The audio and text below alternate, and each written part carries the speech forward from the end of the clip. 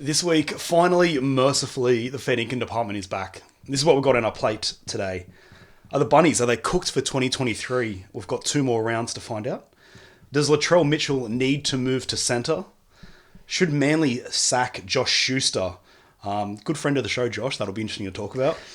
Are the Knights the real deal this year? And finally, with our Dragon segment that we have every single week, have the Dragons jumped the gun on Bud Sullivan and letting him walk? Outrage. There's certainly plenty of it. We're going to decide if it's real or ridiculous. I'm Chris Danks. You, my friend, are Liam O'Loughlin. We are the Fair Dinkum Department.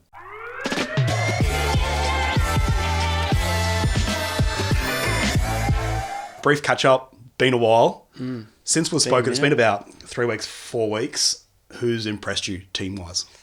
Certainly the Knights. I didn't see this coming. 5-0 or 4-1? I think they won like 7 straight or something. Yeah, I honestly, I think for the last 2 or 3 weeks, I was like, they're due for a loss. They're due for a loss. I've continued to tip against them. And they've continued to win. Callum Pong is playing the best footy of his career, which I think we'll touch on the Knights a bit later on. The Sharks have really turned around the past few weeks. They had that loss against Penrith. I think it was like 28-0, but it was a tough game. They didn't have a lot of ball, and then the week after they came out and beat South, and now they look on their way to possibly getting a home final. So those are probably the two, along with obviously Brisbane and Penrith, that have impressed me over the past month.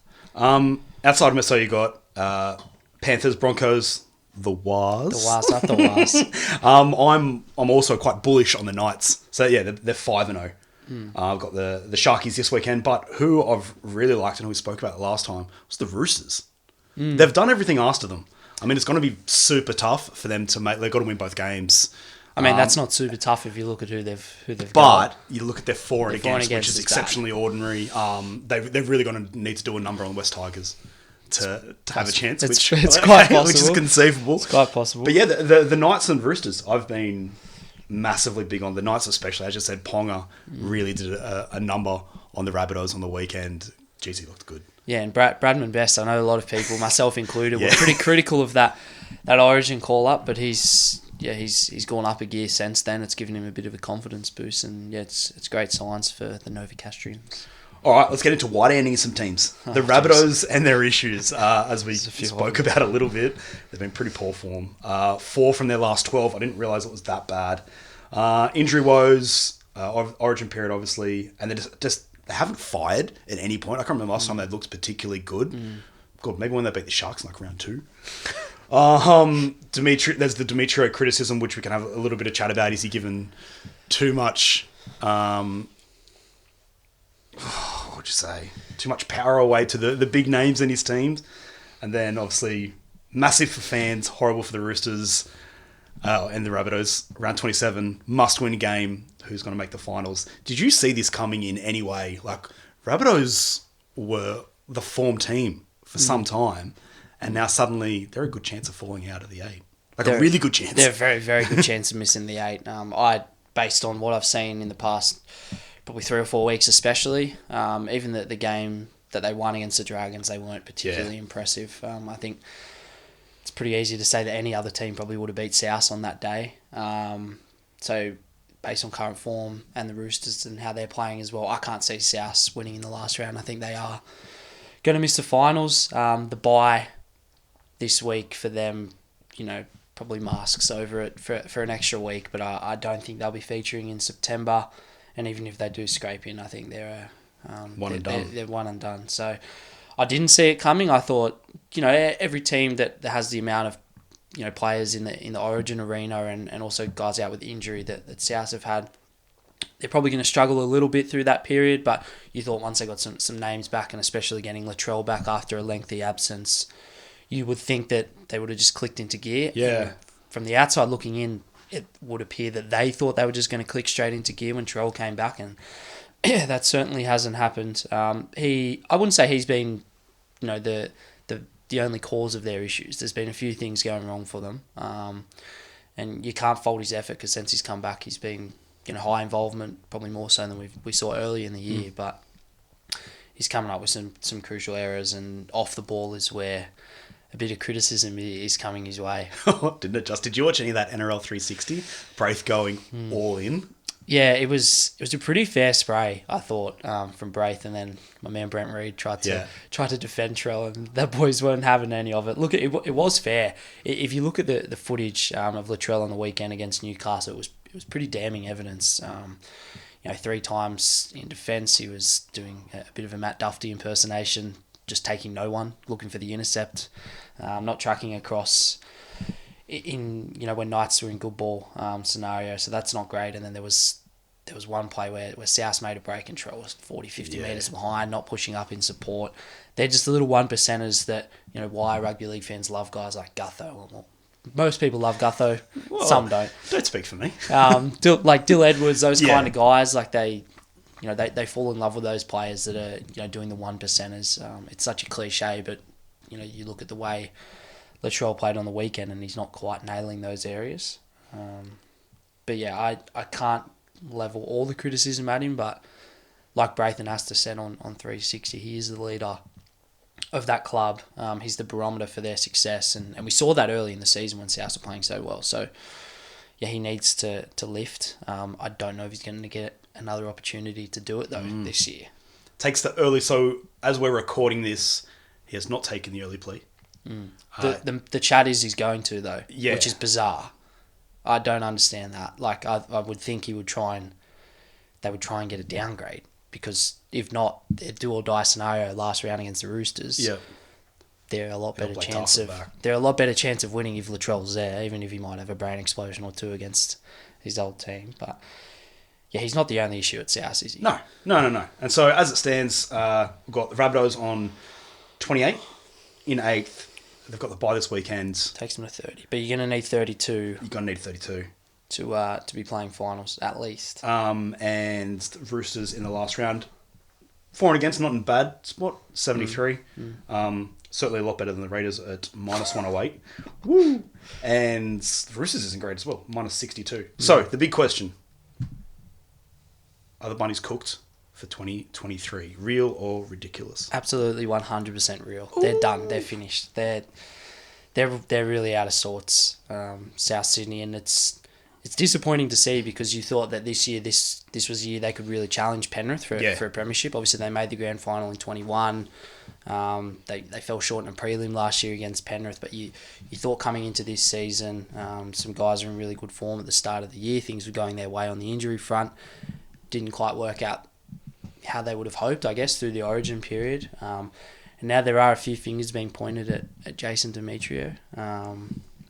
He was seen liking an Instagram comment about a couple of players. One who is no longer there, and one who somehow manages to find his way into the team every week. But that's not a great sign.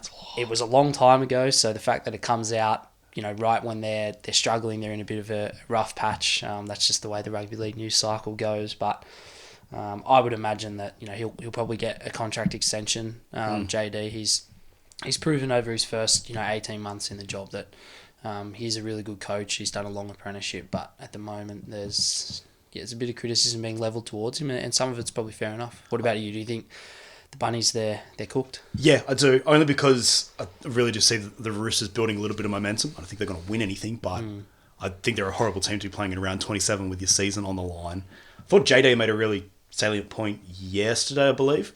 Whereas, the only reason all this is coming up is because we're not winning. You win, it goes away. Yeah, exactly right. A lot of this is rumours, and rugby league, especially the NRL, is the most schoolyard of rumours. As soon as you're not winning, there's always a problem. It's easy to point fingers at people.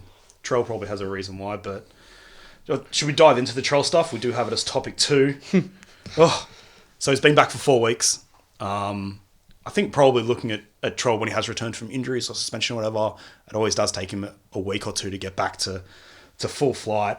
It's probably been a little bit underwhelming. It doesn't help that he was up against Kalen Ponga on the weekend, who had an absolute day out and just carved up the Rabbitohs. He'll be suspended for 1 game. That's Mitchell. And then, as we spoke about, Braith and Astor came off the back fence against him, despite our man Reedy's impassioned pleas for mercy.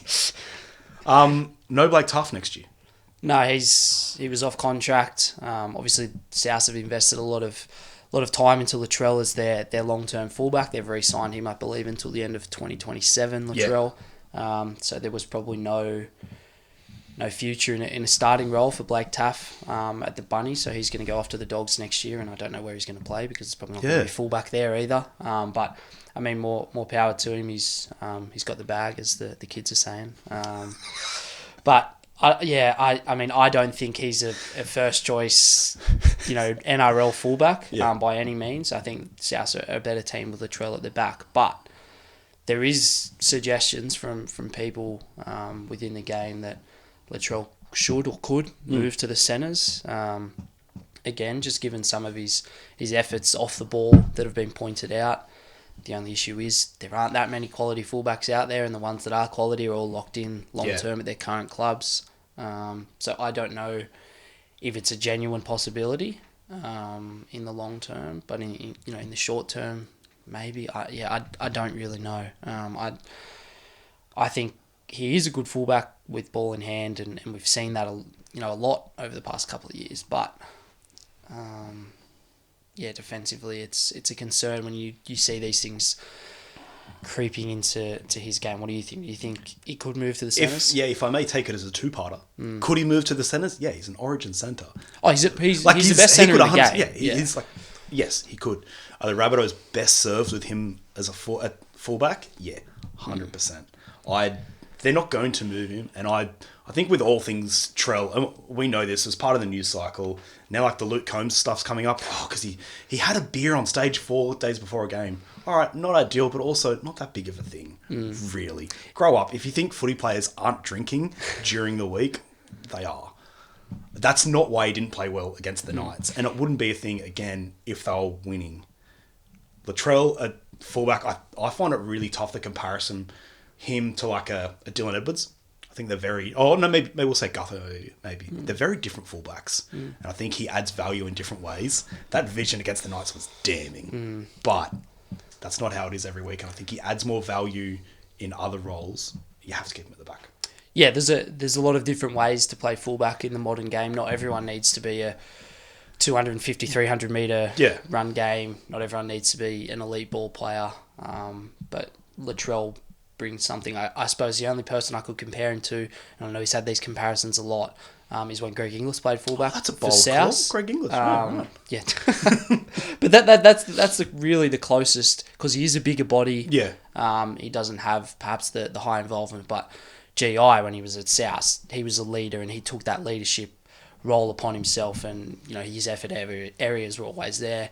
Even if his body did let him down later in his career, when South won the grand final, that was off the back of GI and Sam Burgess as well. But yeah, Latrell should be watching more GI footage and focusing on those effort areas, because we know what he can do with the ball. So I think personally, he is best served for South at fullback, especially with their current slate of their roster and the amount of quality fullbacks that are or aren't out there. You even look at the Titans, they've got 2 elite fullbacks signed long term in AJ Brimson and Jaden Campbell.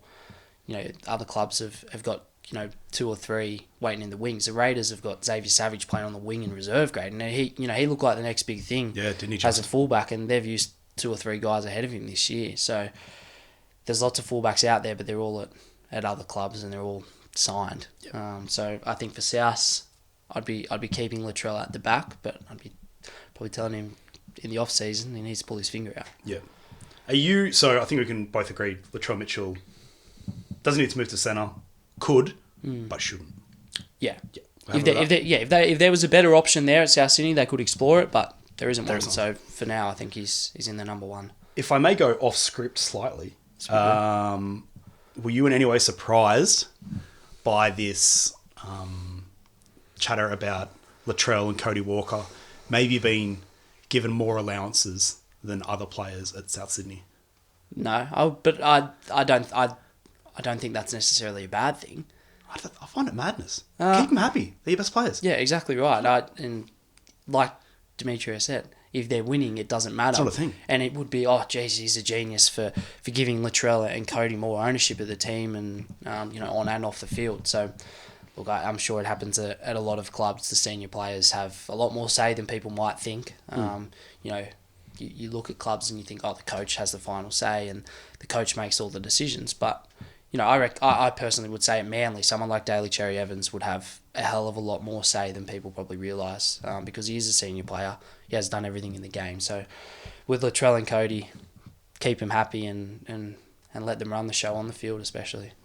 I guess the argument is, though, that DCE seems like someone who is a standards bearer for the Sea Eagles, like we saw with the Schuster stuff, which we'll have a chat about. Whereas maybe at South, it's not that way. I don't know what the answer is. What are you going to do? Go to Latrell and be like, no, everyone's treated the same. No, they're not. Yeah, it's Latrell Mitchell. Shut up. Like, you can't say it at the Storm, like Cam Smith and Billy Slater were treated the same as, I don't know, Tim Glasby. I don't think that would have been the case. Somehow. Grow up. So shout out to my man Tim Glasby. It's a name we haven't heard in a while. Josh Schuster. Buzz is reporting he will be dropped to New South Wales Cup for round 26. It's only Tuesday morning at the moment, so we don't know, but Buzz is usually pretty on the mail with that stuff. He already spoken to Seagulls CEO Tony Mestrov. Some of the stat lines from last week: played 26 minutes. That sound about right. 0 runs, 2 touches, 1 error versus the Waz. Yeah, that's tough. Yeah, it's not great. Obviously, he's been moved. Even we recognise that long term, he's probably not going to be playing in the 6. Nah, he's an edge. He'll be a bloody good edge. Yeah, but even now he's been dropped to the bench last week for Jake Arthur, who, with all due respect, is a backup player. He's a squad rotation player, to use an old FIFA career mode terminology. But look, he has been disappointing for a lot of this year, Josh. So it's the second time he's found himself out of the team. Yeah. The first time he said on our sister podcast Ebbs and Flows that it was a lot of his own decision. He owned it. It was interesting. To take himself out of the firing line and get his body right. And he has had some good performances since coming back from that spell. But yeah, the last couple of weeks, and Seaball was critical of him. I think it was against the Roosters, where he had some flashy moments, but the game was already gone. So it is, the stuff against the Warriors last week, that performance, I don't really think Manly had a choice but to say, look, probably sit these last 2 rounds out and we'll kick it down the road until round 1 next year, and we'll address it then. Just hope it fixes itself. But yeah, there's going to obviously be a lot of speculation now around his future. He has re-signed long term. He's on big money, as we know, and with big money comes big expectations, especially if he's a guy that's getting paid on potential as opposed to results at the moment.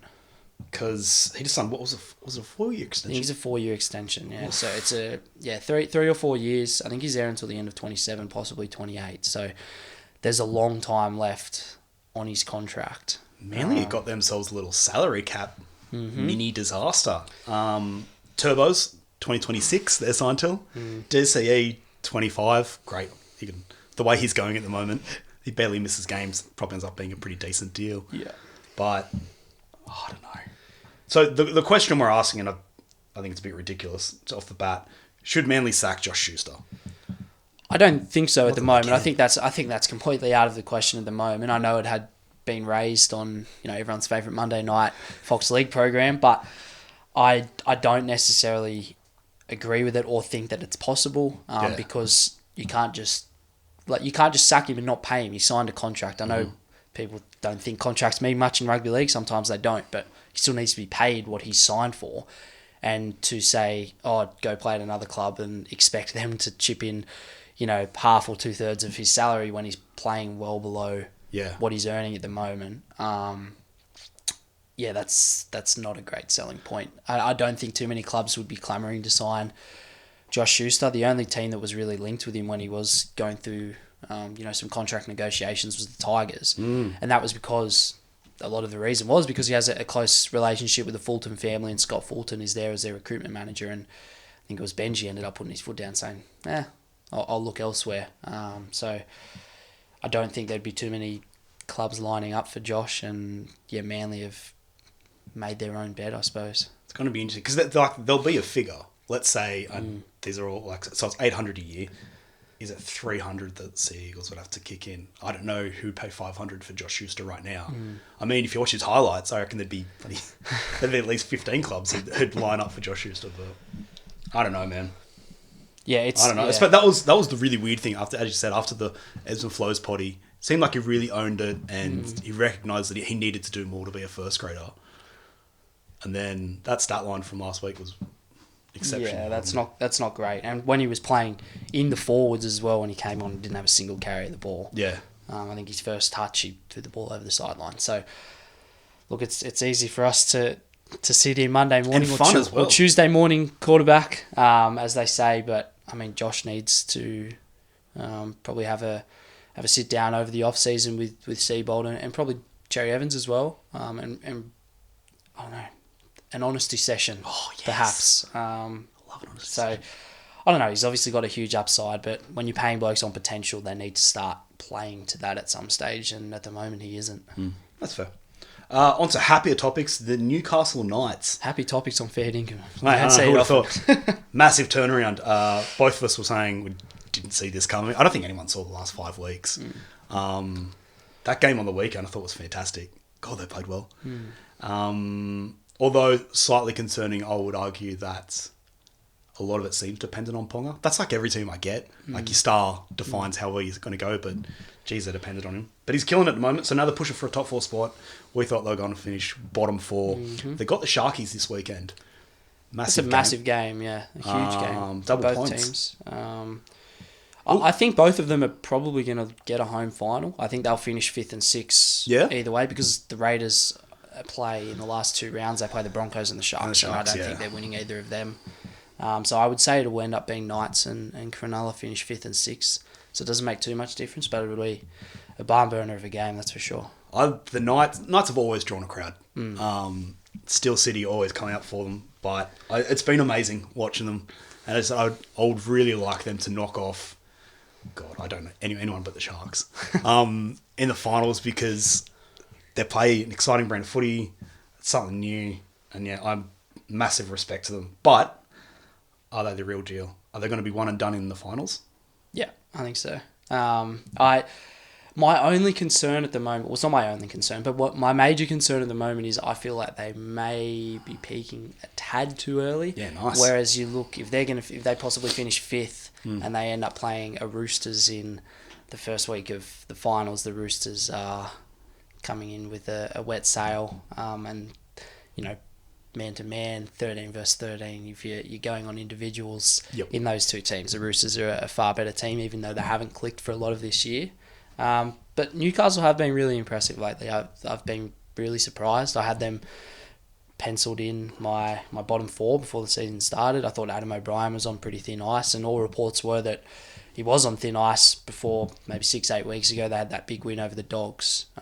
The mail is that he might have been out of a job if they didn't win that game, and they've now gone on this extraordinary run where they're knocking off some real quality teams. They've beat Melbourne and they've beat South Sydney, just to name a couple. So, yeah, it's been impressive, but I just don't think they are quite there in terms of a premiership threat yet. If they can maintain this level of consistency throughout an entire season, I would put them a little bit higher up the pecking order. But yeah, as you said, a lot is dependent on Kalen Ponga and how he's playing. But at the moment, he's leading them to some really good victories. Are you willing to apologise now to Bradman Best? I mean, I never doubted his ability. I just didn't think never back down. No, I just didn't think it was the right decision at the time, and it ended up being the right decision for that one game. Yep. The series had already been lost. I will apologise to Adam O'Brien, because I did have him sacked halfway through the year. So I'll apologise to Adam O'Brien and, of course, the Wires for giving him the wooden spoon before the season started. Haven't we got some mail about that? Finally, the Dragons. So they've flicked Bud Sullivan. Yeah. Oh, they've let Bud Sullivan walk. It was very much one of those situations. Do you let Bud Sullivan walk with those hamstrings? I don't know. Yeah, it was very much a situation where, hey, mate, you're not in our plans for next year, so we can find a deal elsewhere. Were you surprised? I was surprised with the timing. I know that Shane Flanagan is quite a ruthless operator, which is why I eventually did come around to his appointment at the Dragons. But I just think the timing of releasing Bud Sullivan and pretty much pushing him out the door was a little peculiar.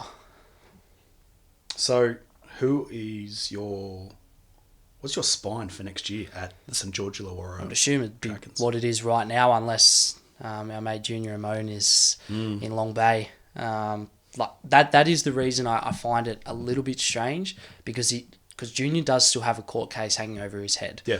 And, I don't profess to know much about the legal system, even though I did get a Band 5 in legal studies in HSC. I don't profess to be an expert in that department. So, he could be potentially facing jail time. He has a pretty serious charge hanging over his head. So I probably would have waited to see how that plays out first, because if that does end up going pear-shaped with Junior, you don't have anyone to partner Ben Hunt, and we already know that Ben Hunt is not, completely happy at the Dragons just based on the results and what happened with his mate Hook halfway through the year. So if Junior's unavailable to start of next season, Ben Hunt's still unhappy. They don't have anyone else. Yeah. To fall back on. So I probably would have waited a little bit, but Bud's locked himself in a long-term deal at the Tigers. He's an exciting young player. He's had his issues with injury. Probably hasn't been used to the best of his ability by one coach at the club. So, yeah, I don't know. I was disappointed to see him go. Obviously, he's a local junior. Yeah. You want to see those kids hang around for as long as possible, but Shane Flanagan didn't see a future for him there, and I'm more than willing to back Flano on that one. So that means for next year, we're looking at a Sullivan, Aiden Caesar. Yeah. Caesar's on a 1-year deal with Tigers. So it's actually been quite smart business from the Tigers, who are not known for that. Obviously, the big one they got was Latu Fainu, who's the next big thing, coming out of Manly, playing New South Wales 19s. He's a good young playmaker. Bud Sullivan on a long-term deal. So that's their long-term halves picture, Sullivan and Fainu, which is exciting because they're like 21 and 19 years old respectively. But bringing in Aiden Caesar, a guy that's been to a grand final, he's a steady hand, very similar to Jackson Hastings, which if we're talking about bad business at the Tigers, letting him go was at the top of the list. But they've brought in Caesar probably on a pretty small money deal for 1 year, just to allow Latu and Bud to both develop. So I think it's been really smart business on the Tigers' end. Wow, okay. Yeah, I never thought I'd say that. Ended up somewhere I didn't think it would. Right, that's it for us. Another year, another week.